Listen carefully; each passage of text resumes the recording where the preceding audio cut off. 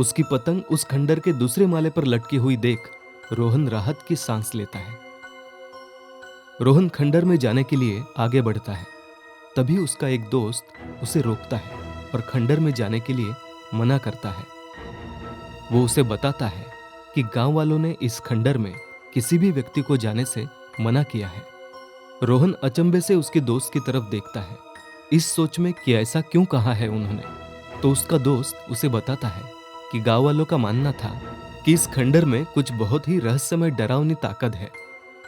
40 साल पहले एक चरवाहा लड़का और उसकी छोटी बहन उनकी बकरियां चरवाने इस खंडर में गए थे, पर सिर्फ उसकी बहन ही वापस लौट पाई और उस लड़के का क्या हुआ वो आज तक किसी को पता नहीं चला।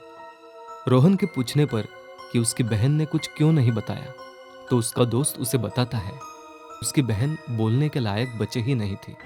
उसके मुंह से जुबान ही गायब थी, जैसे किसी ने पूरी की पूरी जुबान पिघला दी हो। रोहन इस सुन के थोड़ा घबरा जाता है, पर जैसे ही वो उसकी पतंग को देखता है उसे उसकी माँ को कहे हुए शब्द याद आते हैं कि एक दिन यही पतंगबाजी उसे दुनिया में मशहूर कर देगी। और वो उसके दोस्त के बताए किस्से को मनगढ़ंत कहानी बोल के उसी खंडर की तरफ बढ़ता है। उसके दोस्त उसे रोकने की बहुत कोशिश करते हैं, पर वो किसी की नहीं सुनता।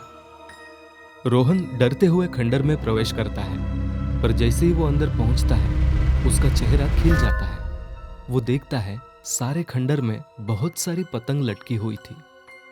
शायद इतने सालों में यहां भूत के डर से कोई आया ही नहीं था। रोहन एक एक करके सारी पतंग जमा करने लगता है और सोचता है कि गांव वाले बेवकूफ थे कि किसी भी बात पर विश्वास कर लेते हैं। तभी उसको उसकी लकी पतंग दिखती है। वो सब छोड़ छाड़ के उसकी पतंग की तरफ भागता है। वो पतंग के पास पहुंचने ही वाला था कि अचानक उसे एहसास होता है कि उसके पतंग के पीछे अंधेरे में दो आंखें थी जो उसे ही घूर रही थी।